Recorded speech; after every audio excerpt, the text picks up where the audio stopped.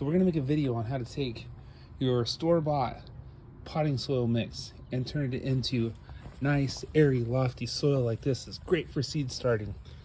All right, so we're gonna take that, turn it into that, take that out so we can use that later.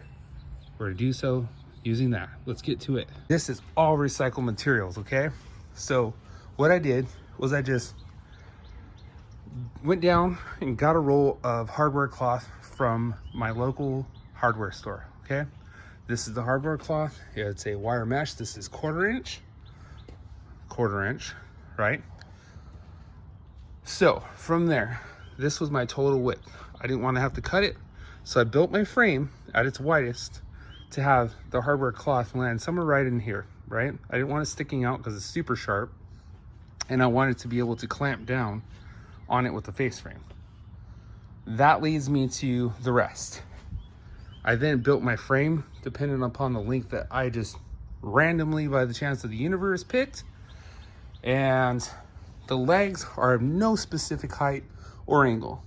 What you need is this to not protrude up here unless you want to catch your hands on it. But however high you want this off the ground is going to determine where this tip right here ends. So if you want it 10 inches, it's gonna be way out here. If you just want it a few inches like I have, it's gonna be up here. I didn't mind it not being very high because you still have the volume of the frame. All right, so we can all agree that we know how to screw something together. This obviously going into the end grain of the wood. So you're going side grain into end grain. The end grain of this board is not gonna be the strongest, but I'm not throwing this around and it's not structural per se. I'm not doing anything to really rack this sucker, so I'm not worried. I screwed the legs that I made. And by the way, these are super simple. Take a 2x8, 2x10, 2x6, 2x4, whatever you can get your hands on, whatever fits your budget.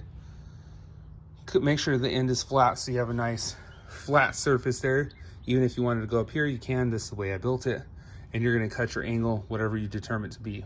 It doesn't have to come all the way up here. It doesn't have to look like mine. It just needs to be a leg. I would suggest if you want it to tilt at an angle, like I'm standing this up at an angle, right? But if you want one side to be higher than the other, make sure that there are two legs that are gonna be longer at this tip than the other two legs. All right, enough said on that. Screw them in to the side.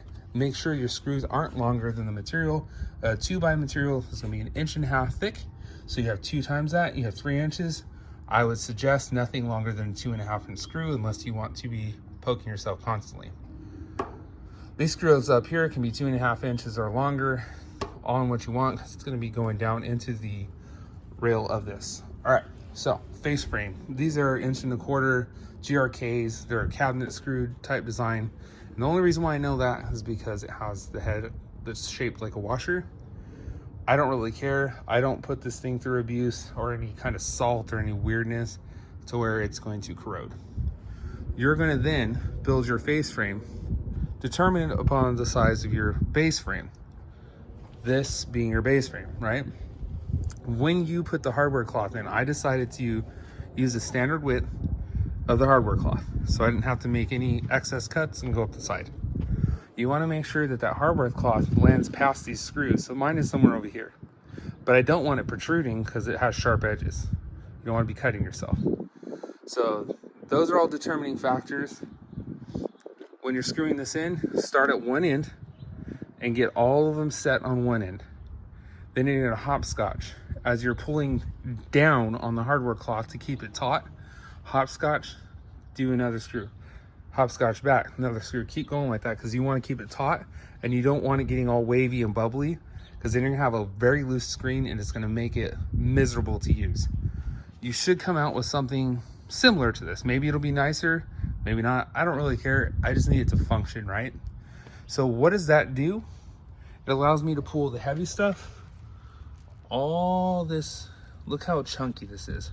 You don't want that in certain soil mediums. So if you're starting seed, you want something more fluffy like this, light and loose. But this tool, epic. You're gonna want one for your garden. You can make it even smaller. I've seen people with them, like, I don't know, about yay big, fed it over the top of a bucket, and they just sipped it out. I made a bigger one, a big black container. This was 3 bags. Happy Grow over there. I'm not affiliated with them in any way, but it's just what I bought. So this is what you come out with, and you can start from there. I am not a garden professional by any means, but someone who's learning as they go. This is my 3rd year of gardening, and I've learned from really royally messing up and doing more research, and messing up and doing more research, and contacting people that I know who know how to do better things. Now, there's an importance here of why you're doing this as well. So I got this nice, beautiful, light, fluffy soil that's gonna allow water to drain out really well, right? That's great for seeds because you don't want to get dampening off and other fungus. You want the roots to stay moist, but you want them to stretch down, okay? Where this is gonna come into play is, now that we've sifted this out, we have mulch. Why do you need mulch? Well, I'm glad you asked. When you have your plants either potted or in the ground, like I have this long garden bed over here, you want to make sure that you use a mulch medium of some sort, either something as such, a hardwood mulch, or even straw. Try to get as sterile as possible, but that covers the soil, because sometimes what will happen is you'll water, and your top watering, it will bounce back water off the soil and get soil and water on the bottom of the leaves of the plant and the stalk, and you'll end up with fungi and disease, something we don't want. So having the mulch on top will cover it and give it a layer so it doesn't splash back. It'll retain moisture better, and it will keep from that happening so much. Obviously, you need to learn how to water control, but this will definitely help, and it'll help your plants last longer and get more moisturized during those hot summer days. You guys, thank you so much for watching this video. Subscribe for more content, and I look forward to hearing your comments.